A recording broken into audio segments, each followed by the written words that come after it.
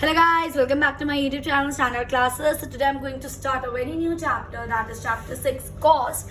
आपकी जानकारी के लिए ये माइक्रो इकोनॉमिक्स का चैप्टर है, क्लास 11th का चैप्टर है. ठीक है, तो अब हम आज इसको स्टार्ट करेंगे. और एक और टिप देना चाहूंगी बस बिफोर स्टार्टिंग, जिस बच्चे को प्रीवियस कॉन्सेप्ट जो प्रीवियस चैप्टर है वो अच्छे से क्लियर हैं, तो उसके लिए ये जो आज हम पढ़ने वाले हैं वो भी कुछ दिक्कत नहीं देगा. जिस बच्चे को टीपी, एमपी, एपी सब अच्छे से आता है, सारे रिलेशंस, कर्व्स वगैरह ऑलमोस्ट अच्छे से याद है, तो उसको ये चीज़ समझने में बिल्कुल दिक्कत नहीं होगी. इसलिए बोला था जब भी माइक्रो पढ़ते हो एक कॉन्टिन्यूटी में पढ़ना चीज़ों को, ताकि आपको अच्छे से याद रहे, आप अच्छे से चीज़ें कनेक्ट कर पाओगे, अच्छे से चीज़ें समझ पाओगे. अगर आप एक कॉन्टिन्यूटी में पढ़ोगे, चैप्टर 5 तक अपलोड कर चुकी हूँ, अच्छे से पढ़ो, आगे और चीज़ें बहुत स्मूथली बहुत आराम से समझ आएंगी. ठीक है, so let's get started. Cost, अब हम एक न्यू चीज स्टार्ट कर रहे हैं. कॉस्ट क्या होता है? अगर फॉर एग्जाम्पल हम किसी मार्केट में जाते हैं, for example we go to any market, ठीक है, वहाँ पे हमें कुछ खरीदना है, ठीक है, मुझे लेस खरीदना है फॉर एग्जाम्पल, और मैं उन भैया से पूछ रही हूँ भैया इसका प्राइस क्या है. तो बेसिकली आप उनसे क्या पूछना चाह रहे हो कि भैया इसकी कॉस्ट क्या है, राइट. ये तो एक नॉर्मल लेमैन लैंग्वेज में अगर किसी में बच्चे से पूछती तो मुझे यही जवाब देता. बट अब इकोनॉमिक्स के हम बच्चे बन गए हैं, हम बड़े बच्चे हो गए हैं, हम कॉमर्स के बच्चे हो गए हैं, हमारे हिसाब से कॉस्ट को थोड़ा और हमें इन डेप्थ समझाना पड़ेगा. जैसे कि क्या होता है cost? It is a total expenditure incurred in producing a commodity. एक प्रोड्यूसर के पॉइंट ऑफ व्यू से सोचो, टोटल खर्चा जो एक प्रोड्यूसर का आ रहा है एक कमोडिटी को प्रोड्यूस करने में, उसको हम क्या बोलते हैं? उसको हम बोलते हैं कॉस्ट. आई मेरी बात समझ? इसलिए यहाँ पे लिखा है टोटल एक्सपेंडिचर इनकर्ड, मतलब जो करा है, किसने करा होगा? ऑब्वियसली प्रोड्यूसर ने. किस चीज में? In producing a commodity is known as cost. इसलिए मैं आसानी से कह सकती हूं that cost is a total of दो चीजें, explicit cost and implicit cost. अभी क्या होता है 2 मिनट बाद बताने वाली हूं. पर अगर आप एक्सप्लिसिट कॉस्ट और इम्प्लिसिट कॉस्ट को ऐड कर देते हो तो उसको ऐड करके आपको क्या मिल जाएगी? आपकी टोटल कॉस्ट मिल जाएगी. आई मेरी बात समझ? अब आता है हमारा क्वेश्चन, एक्सप्लिसिट और इम्प्लिसिट कॉस्ट होता क्या है? Explicit cost is payment made to the outsiders for hiring their factor services. ये तो बुकिश लैंग्वेज है, अब इसको लेमैन्स लैंग्वेज में समझो. मतलब जो पैसा आपके बिजनेस से बाहर जा रहा है उसको आप एक्सप्लिसिट कॉस्ट बोलोगे. एग्जाम्पल देती हूँ मैं. मेरी एक फैक्ट्री है, ठीक है, फैक्ट्री में मैं शर्ट्स मैन्युफैक्चर करती हूँ, मैं शर्ट्स को बनाती हूँ. अब उन शर्ट्स को बनाने के लिए मैंने लेबर्स रख रखे हैं. ऑब्वियसली बात है मैं बाहर से रॉ मटेरियल मंगाती हूँ, और फॉर एग्जाम्पल मैंने कोई न्यू मशीन मंगाई, न्यू टेक्नोलॉजी की अपनी शर्ट्स को बनाने के लिए.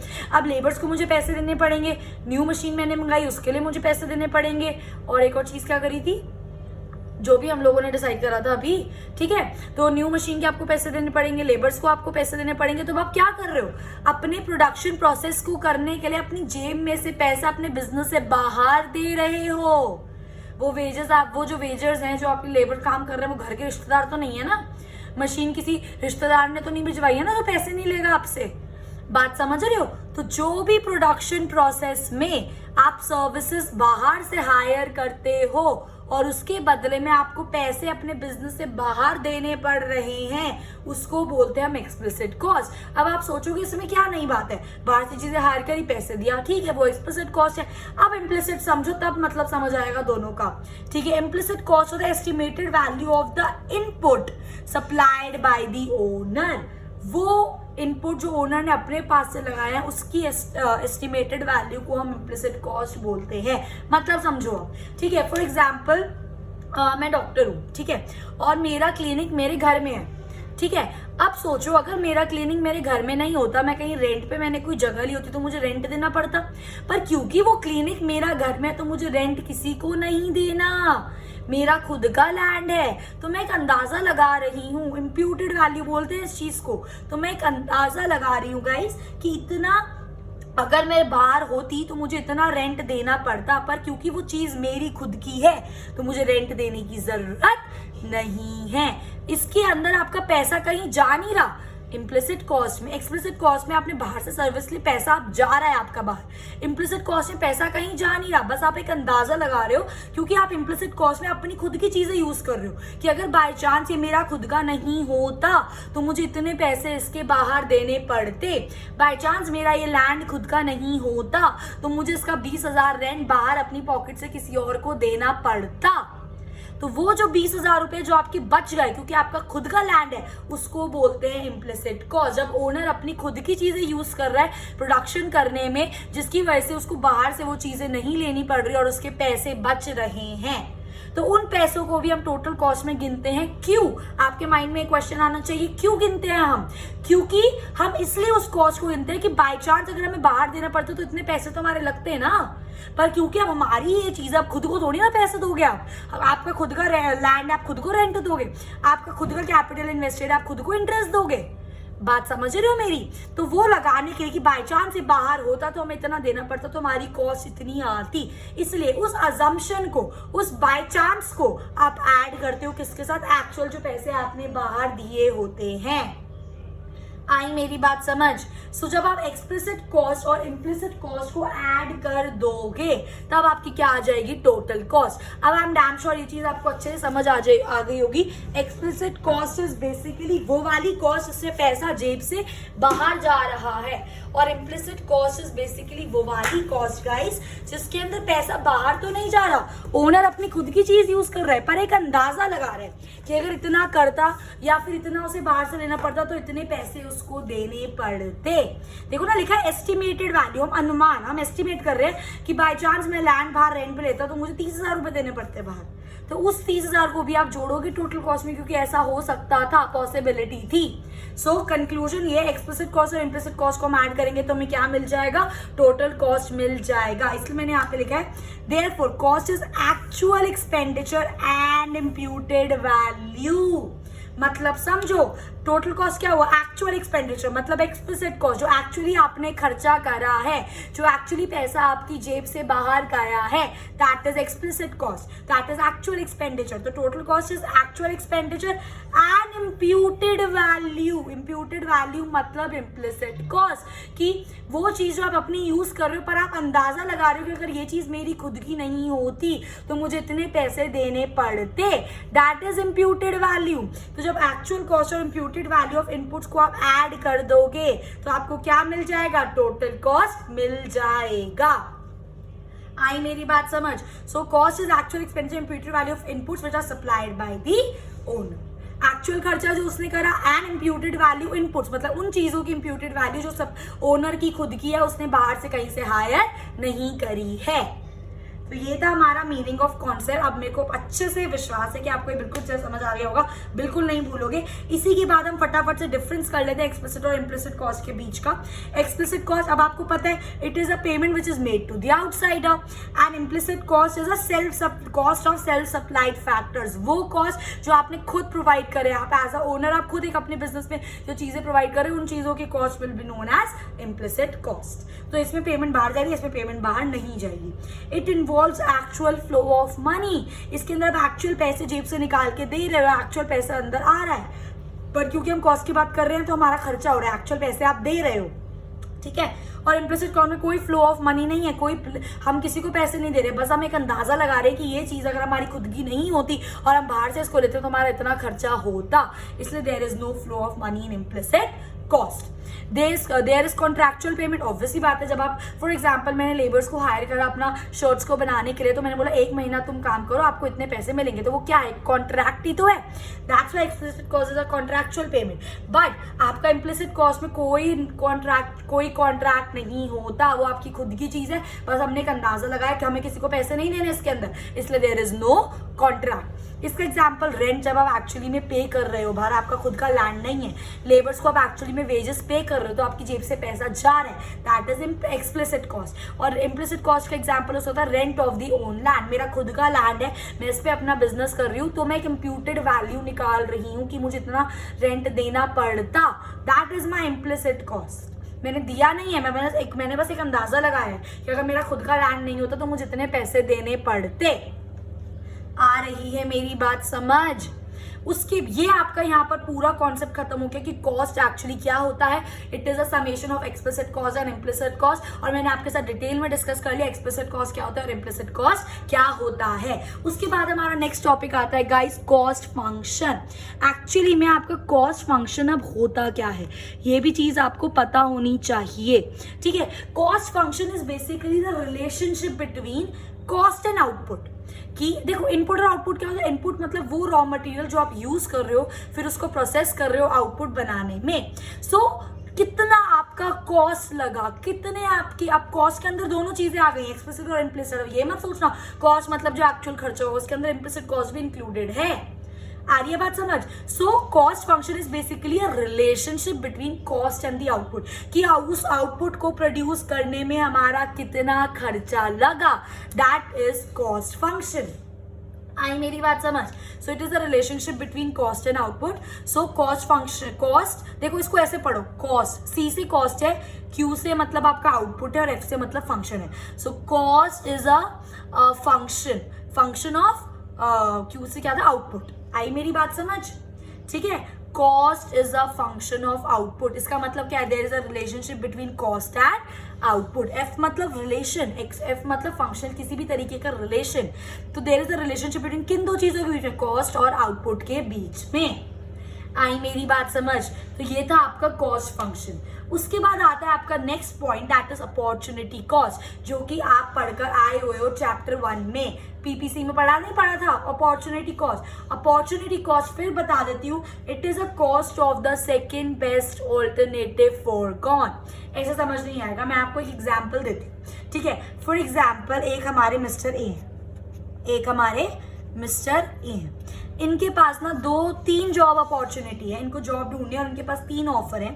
पहली जॉब अगर ये करते हैं तो इनको 50,000 रुपये मिलेंगे, दूसरी जॉब अगर ये करते हैं तो इनको 30,000 रुपये मिलेंगे, और तीसरी जॉब अगर ये चूज करते हैं तो इनको 25,000 रुपये मिलेंगे, ठीक है। अब इनके पास ऑप्शन है कि ये तीनों में से कौन सी जॉब जाए। अब ऑब्वियसली बात है, अगर आप मिस्टर ए होते तो आप फर्स्ट जॉब जाते, फर्स्ट जॉब चूज करते, उसमें सबसे ज्यादा पैसे मिल रहे हैं, बिल्कुल मैं भी वही करती भाई, काम ही हम पैसों के लिए करते हैं, है ना, अपना घर चले, अपनी लाविश लाइफ हो, इसलिए तो हम काम करते हैं। तो हम लोग फर्स्ट मिस्टर ए की तरह हम लोग भी कैसे कौन सी जॉब चूज करते हैं, पहली जॉब चूज करते हैं, क्योंकि उसमें सबसे ज्यादा पैसे हमें मिल रहे हैं।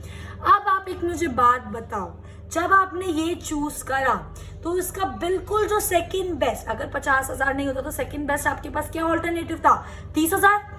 सेकेंड बेस्ट तो यही है ना। तो जब हम एक चीज को चूज करते हैं और सेकेंड बेस्ट जो उसका जस्ट नेक्स्ट ऑल्टरनेटिव होता है, जब उसको सैक्रिफाइस कर देते हैं, मैंने 30,000 रुपए सैक्रिफाइस करे ताकि मैं 50,000 रुपए की जॉब कर सकूं, तो जो सेकेंड बेस्ट ऑल्टरनेटिव को आप सैक्रिफाइस करते हो उसको हम बोलते हैं अपॉर्चुनिटी कॉस्ट। तो इस केस में आपकी अपॉर्चुनिटी कॉस्ट कितनी होगी, 30,000, क्योंकि 30,000 आपका सेकेंड बेस्ट ऑल्टरनेटिव था, सेकेंड बेस्ट ऑप्शन था कि अगर फर्स्ट ऑप्शन नहीं होता तो आप सेकंड ऑप्शन यही चूज करते, ठीक है।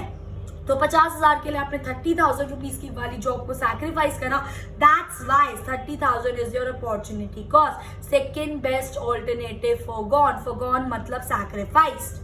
आई मेरी बात समझ, ठीक है। So it is a cost of the next best alternative foregone, उसको बोलते हैं अपॉर्चुनिटी कॉस्ट। उसके बाद आता है हमारा शॉर्ट रन कॉस्ट, ये भी आप सब पढ़ चुके हो, सब कुछ, बस उसी से हल्का सा हमने वो टीपी एमपी के टर्म्स में पढ़ा था, अब हम टीसी और एमसी के टर्म्स में पढ़ेंगे, ठीक है। शॉर्ट रन कॉस्ट, हम लोगों को पता है शॉर्ट रन क्या होता है गाइस, एकदम से आपके माइंड में आना चाहिए। शॉर्ट रन में 2 फैक्टर होते हैं, एक होता है फिक्स फैक्टर और एक होता है वेरिएबल फैक्टर। शॉर्ट रन में आपका फिक्स फैक्टर कभी भी चेंज नहीं होता, चाहे आपका आउटपुट कितना ही हो जाए, ये सब हम प्रीवियस चैप्टर में पढ़कर आए हैं, है ना। तो शॉर्ट रन में आपका फिक्स फैक्टर चेंज नहीं होता, आउटपुट बढ़ेगा तब भी फिक्स फैक्टर उतना ही रहेगा, आउटपुट कम होगा तब भी फिक्स फैक्टर उतना ही रहेगा। पर आपका जो वेरिएबल फैक्टर होता है शॉर्ट रन में वो आउटपुट के साथ चेंज होता है, अगर आउटपुट बढ़ेगा तो वेरिएबल फैक्टर बढ़ेगा, अगर आउटपुट कम होगा तो वेरिएबल फैक्टर कम होगा। वही कॉन्सेप्ट है सेम यहाँ पर। इन शॉर्ट रन कुछ तो फिक्स फैक्टर्स होते हैं, कुछ तो वेरिएबल फैक्टर होते हैं। याद होगा प्रीवियस चैप्टर में हमने क्या पढ़ा था, लॉन्ग रन में जो हमारे फिक्स फैक्टर्स होते हैं वो भी वेरिएबल बन जाते हैं। तो लॉन्ग रन में सारे वेरिएबल हो जाते हैं, ये सब मैंने आपके साथ डिटेल में डिस्कस करा है इन माई प्रीवियस वीडियोज, ठीक है। सो देयरफॉर हम कह सकते हैं तो अब ये कॉस्ट वाले चैप्टर में शॉर्ट रन में दो तरीके की कॉस्ट हो सकती हैं। एक हो सकती है आपकी फिक्स्ड कॉस्ट और एक हो सकती है आपकी variable cost. Again fixed cost आपकी फिक्स रहेगी चाहे आपका प्रोडक्शन हो या ना हो, और वेरिएबल कॉस्ट आपकी वेरी करेगी आपके प्रोडक्शन के साथ। तो टोटल कॉस्ट अगर आपको निकालनी है तो कैसे निकालोगे? Fixed cost plus variable cost. इतनी बात समझ आई? ठीक है, इसको हम डिटेल में पढ़ते हैं। सबसे पहले हमारा टॉपिक है फिक्स्ड कॉस्ट या फिर टोटल फिक्स्ड कॉस्ट। एक ही बात है guys, which do not very with change in output. Output मेरा कितना ही हो जाए, चाहे मेरा आउटपुट हो 0 तब भी मेरी फिक्स कॉस्ट उतनी रहेगी, चाहे मेरा आउटपुट हो 100 तब भी मेरी फिक्स कॉस्ट उतनी ही रहेगी। It do not change with change in output. तो fix cost is incurred in fix factors. मतलब कैसे होता है फिक्स कॉस्ट? आप कोई मशीनरी खरीद ली, कोई लैंड खरीद ली, कोई बिल्डिंग खरीद ली, अब जो आपने इस पे खर्चा करा है, आप शॉर्ट रन की बात कर रही हूँ मैं, शॉर्ट पीरियड ऑफ टाइम की मैं बात कर रही हूँ, उसके अंदर इस खर्चे को आप चेंज नहीं कर सकते। लॉन्ग रन में भले ही चेंज हो जाता है, डिप्रिशिएट हो जाता है, काम करना बंद कर देती है, वो सब अलग चीज है, पर शॉर्ट रन में जो फिक्स कॉस्ट है आप उसको चेंज नहीं कर सकते। ठीक है, जैसे कि इसका मैंने आपके यहाँ पर शेड्यूल बनाया है जो बुक में भी आपको दिया हुआ है। आउटपुट दे रखा है, देखो आउटपुट 0 था, टोटल फिक्स कॉस्ट तब भी 10 है। आउटपुट 1 हो गया तब भी TFC 10 है। आउटपुट 2 है तब भी TFC 10 है। आउटपुट 3 है तब भी TFC 10 है। आउटपुट 4 5 है तब भी TFC 10 है। आउटपुट आपका कितना ही हो जाए, TFC आपका सेम है। देख रहे हो? तो इसको बोलते हैं total fix cost. Output change हो रहा है पर TFC क्या है? फिक्स। अब इसका ग्राफ बहुत ध्यान से समझना। ठीक है, ये हो गया मेरा एक्स एक्सिस, ये हो गया मेरा वाई एक्सिस, और एक्स एक्सिस पे हमेशा आप आउटपुट लोगे और वाई एक्सिस पे हमेशा आप TFC लोगे। ठीक है, एक्स का तो फिक्स है आउटपुट, और वाई का आपको देखना पड़ेगा। इसमें TFC की बात हुई तो TFC लेंगे, नेक्स्ट में TVC की बात करेंगे तो यहाँ पे TVC ले लेंगे, उसके नेक्स्ट में TC की बात करेंगे तो यहाँ पे TC ले लेंगे। ठीक है, सो अब आप देख सकते हो आपका TFC क्या है? फिक्स। फॉर एग्जाम्पल ये मेरा 10 है तो 10 पे मेरा TFC फिक्स है। चाहे मेरा आउटपुट 1 हो तब भी मेरा TFC 10 है, चाहे मेरा आउटपुट 5 हो तब भी मेरा TFC 10 है, चाहे मेरा आउटपुट 8 हो तब भी मेरा TFC 10 है, चाहे मेरा आउटपुट 10 हो तब भी मेरा TFC 10 है। इसलिए क्योंकि फिक्स होता है तो TFC का कर्व क्या होता है? It is a horizontal line which is parallel to X axis. याद रखना है। ठीक है, so TFC is parallel to X axis and do not change with change in output. क्योंकि ये फिक्स है इसलिए हम इसको क्या बना देते हैं? Parallel line, horizontal line which is parallel to X axis. आई मेरी बात समझ? सब याद रखना है, अभी पूरा कंबाइन करवाऊंगी। ठीक है, तो ये हो गया हमारा TFC। अब आ जाओ अपने वेरिएबल कॉस्ट पे। उसको वेरिएबल कॉस्ट बोल लो या टोटल वेरिएबल कॉस्ट बोल लो। Variable cost is the cost which varies directly with the level of output. Directly का मतलब होता है सेम डायरेक्शन, कि अगर आपका आउटपुट बढ़ेगा तो आपका वेरिएबल कॉस्ट बढ़ेगा, और अगर आपका आउटपुट कम होगा तो आपका वेरिएबल कॉस्ट भी कम होगा। चेक कर सकते हो यहाँ पर, जब आउटपुट 0 है तो वेरिएबल कॉस्ट 0 है।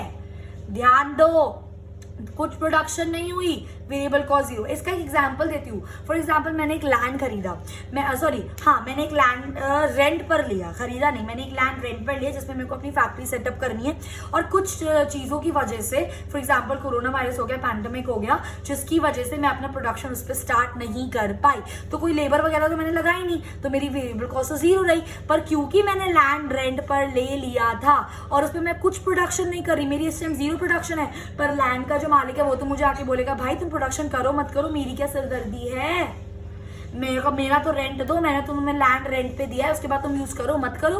तो रेंट क्या हो गया आपका? Total fixed cost. 0 प्रोडक्शन है तब भी आपको रेंट देना ही पड़ेगा, पर क्योंकि उस पर कोई प्रोडक्शन नहीं हुई। वेजेस क्या है आपकी? Variable cost. वेजेस आपको नहीं पे करनी क्योंकि अभी आपने कोई प्रोडक्शन स्टार्ट नहीं करी, इसलिए अगर आपका आउटपुट 0 तो TVC भी क्या है आपका? 0। अब जैसे जैसे आउटपुट बढ़ रहा है 1 2 3 4 5, वेरिएबल कॉस्ट भी आपकी बढ़ रही है। आउटपुट कम होगा, वेरिएबल कॉस्ट कम होगी, इसलिए इसका कर्व कैसा होता है? देखो अगेन एक्स एक्सिस पे आउटपुट लेंगे, वाई एक्सिस पे आप क्या ले लोगे? TVC ले लो या VC, एक ही बात है। ठीक है, TVC का आपका कर्व क्या होता है? इस तरीके का कर्व होता है। इस शेप को हम क्या बोलते हैं? Inverted S shape, inversely S shape. TVC देखो, TFC की शेप, अगर आपसे कोई शेप पूछे तो क्या होता है? It is parallel to X axis, और horizontal line parallel to X axis. Similarly TVC की शेप क्या होती है? Inverted S shape. लिख लो क्या होती है? Inverted S shape. क्यों होती है अभी बता रही हूँ। ठीक है, आपको याद होगा जब हम टीपी वाला कॉन्सेप्ट कर रहे थे, मैंने आपको ये कॉन्सेप्ट बताया था कि जब भी कोई चीज आपकी डिक्रीजिंग रेट से इंक्रीज करता था टीपी तो शेप ऐसी होती थी, और इंक्रीजिंग रेट से इंक्रीज करता था टीपी तो शेप हमारी ऐसी होती थी। इसके अंदर ये मिक्स है, यहां से लेकर यहां तक देखो आपका टीपी इंक्रीज कर रहा है डिक्रीजिंग रेट से, देखो ना ये वाली शेप है, और इसके बाद आपकी ये वाली शेप आ गई, इस वाले पॉइंट के बाद टीपी आपका इंक्रीज कर रहा है इंक्रीजिंग रेट से, इसलिए इसकी शेप इन्वर्टेड एस होती है, क्योंकि इनिशियली पहले टीसी इंक्रीज करता है आपका डिक्रीजिंग रेट से और फिर वो इंक्रीज करने लग जाता है आपका इंक्रीजिंग रेट से। ऐसा क्यों होता है वो बाद में पढ़ेंगे, पहले ये समझो कि आपके वेरिएबल कॉस्ट की शेप इन्वर्टेड एस क्यों होती है, क्योंकि इनिशियली आपका कॉस्ट इंक्रीज करता है डिक्रीजिंग रेट से और फिर आपका कॉस्ट इंक्रीज करता है इंक्रीजिंग रेट से, इसलिए यहाँ पर मैंने ये चीज लिखी हुई है। अगर आपका आउटपुट देखो, आउटपुट 0 है तो टीवीसी भी क्या है 0, इसलिए ओरिजिन से स्टार्ट हो रहा है। ये ओरिजिन से स्टार्ट क्यों नहीं हो रही थी, क्योंकि आउटपुट मेरा 0 भी होगा ना, चेक करो आउटपुट 0 है तब भी मेरी वेरिएबल कॉस्ट 10 मुझे भरनी पड़ेगी, इसलिए ये चीज यहाँ से स्टार्ट हुई। यहाँ पर आपका आउटपुट 0 है, टीवीसी 0 है, ठीक है। Initially it increases with the decreasing rate, starting में इंक्रीज कर रहा है डिक्रीजिंग रेट से, and eventually then it start increasing with the increasing rate, इसलिए आपकी टीवीसी की कर्व क्या होता है inverted S. I hope guys ये चीज आपको क्लियर है। इसके बाद आपका आता है, अब हमने जब पढ़ ही लिया है टीवीसी और टीएफसी इन दोनों के बीच का डिफरेंस, ठीक है, ध्यान से देखेंगे सारे बच्चे, ठीक है। TVC variable cost directly very करता है आउटपुट के साथ, बट आपकी जो फिक्स कॉस्ट है वो आउटपुट के साथ चेंज नहीं करती। जो आपकी it can be change in short run, जो वेरिएबल कॉस्ट है वो शॉर्ट रन में चेंज हो सकती है, आउटपुट चेंज होगा तो वेरिएबल कॉस्ट चेंज होगी, पर शॉर्ट रन में आपकी फिक्स कॉस्ट चेंज नहीं होगी, चाहे आउटपुट चेंज हो चाहे आउटपुट चेंज ना हो। इसकी शेप क्या होती है इनवर्सली एस शेप या इन्वर्टेड एस शेप, कुछ भी लिख सकते हो, और इसकी शेप क्या होती है it is parallel to X axis. Variable cost आपका 0 होगा व्हेन प्रोडक्शन इज 0, पर आपका जो फिक्स कॉस्ट है इट कैन नेवर बी 0, चाहे प्रोडक्शन 0 हो या प्रोडक्शन 0 ना हो, फिक्स कॉस्ट फिक्स रहेगा। आई मेरी बात समझ, तो ये पूरा मैंने आपको अच्छे से कॉन्सेप्ट समझा दिया कि वेरिएबल कॉस्ट और फिक्स कॉस्ट क्या होता है। अब जब हम इन दोनों कॉस्ट को ऐड कर देते हैं, जब आप टोटल फिक्स कॉस्ट और वेरिएबल कॉस्ट को ऐड कर दोगे तो आपको क्या मिल जाएगा, टोटल कॉस्ट मिल जाएगी। तो बेसिकली टोटल कॉस्ट हुआ क्या, it is a total expenditure which is incurred by the firm on factors of production required for the production of a commodity. एक कमोडिटी को प्रोड्यूस करने के लिए जितने आपको फैक्टर्स ऑफ प्रोडक्शन की नीड है, फैक्टर्स ऑफ प्रोडक्शन क्या है आपके, लैंड, लेबर, कैपिटल, एंटरप्रेन्योर, जितने आपको अपनी कमोडिटी को प्रोड्यूस करने के लिए फैक्टर्स ऑफ प्रोडक्शन की नीड है और फैक्टर्स ऑफ प्रोडक्शन आप हायर कर रहे हो और उनको पेमेंट कर रहे हो आप, ऑब्वियसली बात है आपको लैंड फ्री में नहीं मिलेगा, लेबर फ्री में नहीं मिलेगा, कैपिटल लोग फ्री में इन्वेस्ट नहीं करेंगे, प्रॉफिट भी ऐसे नहीं मिलेगा बिना मेहनत करे, बात समझ रही हो मेरी। तो जितने फैक्टर्स ऑफ प्रोडक्शन को एक्वायर कर, जो जितने आपके रिक्वायरमेंट है प्रोडक्शन करने के लिए, उन पे जो आपको खर्चा करना पड़ेगा फैक्टर्स ऑफ प्रोडक्शन को, उसको बोलते हैं हम टोटल कॉस्ट। तो total cost is summation of total fix cost plus total variable cost, confuse मत होना। टोटल कॉस्ट को आप fix cost plus variable cost भी लिख सकते हो, वो एक ही बात है। आई मेरी बात समझ। इसी तरीके से मैंने यहाँ पे शेड्यूल बनाया है, ध्यान से चेक करो। आउटपुट टीएफसी देखो हर जगह फिक्स्ड है, वेरिएबल कॉस्ट बढ़ रहा है क्योंकि आउटपुट बढ़ रहा है। तो अब आपको टीसी निकालना है तो आप कैसे निकालोगे, TFC plus TVC 12 plus 0, TFC plus TVC 12 plus 6, TFC plus TVC 12 plus 10, TFC plus TVC 12 plus 15, TFC plus TVC 12 plus 24, TFC plus TVC 12 plus 35। तो आपका टोटल कॉस्ट क्या आ गया, 12, 18, 22, 27, 36 एंड 47। ये तो बहुत सिंपल था, बस अब ऐड करना था। अब इसके ना ये डायग्राम को समझो, ये बहुत मोस्ट इंपॉर्टेंट आपका डायग्राम है, ठीक है। एक्स एक्सिस पे आपका क्या आएगा गाइस, आउटपुट आएगा, वाई एक्सिस पे आपका आ जाएगा टीसी। टोटल कॉस्ट के अंदर आपकी दोनों आ गई, टीवीसी और टीएफसी, ठीक है। अब आप ध्यान से देखो, पहले ना मैं आपको यहाँ पे बना के दिखाती हूँ ये चीज, ठीक है। ये सेम यहाँ पर आउटपुट है, यहाँ पर टीसी है, ये एक्स एक्सिस है, ये वाई एक्सिस है। सबसे पहले आपका जो फिक्स कॉस्ट है उसका कर्व कैसा होता है, पैरेलल टू एक्स एक्सिस, ठीक है। और अब आपका वेरिएबल कॉस्ट का कर्व कैसा होता है, ओरिजिन से स्टार्ट करता है और इन्वर्टेड एस शेप होती है। कैसी शेप होती है, इन्वर्टेड एस। तो ये हो गया आपका टोटल वेरिएबल कॉस्ट। अब जो आपका टीसी का कर्व होता है वो आपका हमेशा यहां से शुरू होता है, रटवाऊंगी नहीं, अभी पूरी रीजनिंग दूंगी। जो आपका टीसी का कर्व होता है वो आपका हमेशा यहाँ से शुरू होता है। ऐसा क्यों होता है, ध्यान से समझना मेरी बात। और एक और चीज, जो आपका टीवीसी का कर्व होता है वो भी इन्वर्टेड एस होता है, और जो आपका टीसी का कर्व होता है वो भी इन्वर्टेड एस होता है। सेम रीजन, क्योंकि टीसी इंक्रीज करता है इनिशियल पहले डिक्रीजिंग रेट से, फिर बाद में इंक्रीज करने लग जाता है इंक्रीजिंग रेट से, इसलिए जो टीसी का शेप होता है वो इन्वर्टेड एस होता है। अब क्वेश्चन ये अराइज होता है कि वो यहाँ से क्यों शुरू हो रहा है। खुद एक बात सोचो दिमाग में, TC is equals to fix cost plus variable cost. अगर आपकी वेरिएबल कॉस्ट 0 है तो टीसी इज इक्वल्स टू क्या आ जाएगा आपका, फिक्स कॉस्ट आएगा नहीं आएगा। फॉर एग्जाम्पल अगर मेरी वेरिएबल कॉस्ट 0 है तो टीसी किसकी इक्वल है, मेरे फिक्स कॉस्ट के इक्वल है, क्योंकि टीसी के अंदर दोनों चीजें हैं, फिक्स कॉस्ट भी है वेरिएबल कॉस्ट भी है। भले ही वेरिएबल कॉस्ट 0 है पर फिक्स कॉस्ट तो कुछ है। इससे हम क्या कंक्लूजन निकालते हैं कि टीसी आपका कभी भी 0 नहीं हो सकता, क्योंकि आपकी फिक्स कॉस्ट 0 नहीं है, और क्योंकि आपका टीसी 0 नहीं है इसलिए टीसी आपका यहाँ से स्टार्ट नहीं कर सकता। आ रही है मेरी बात समझ? चेक करो, ये आपका यहाँ पर टीसी 0 है, सॉरी यहाँ पे आपका आउटपुट 0 है, इस टाइम पे आउटपुट 0 है, तो टीसी तब भी किसके इक्वल है, आपका फिक्स कॉस्ट के इक्वल है, क्योंकि वो आएगा ही आएगा, क्योंकि टीसी के अंदर दोनों चीजें हैं, फिक्स कॉस्ट भी और वेरिएबल कॉस्ट भी। आ रही है मेरी बात समझ? आई मेरी बात समझ? दूसरा एक और ऑब्जर्वेशन, ये सारी ना आपकी ऑब्जर्वेशन है जो मैं आपको बता रही हूँ, ठीक है। पहली ऑब्जर्वेशन मैंने आपको क्या बताई, TC never starts with origin.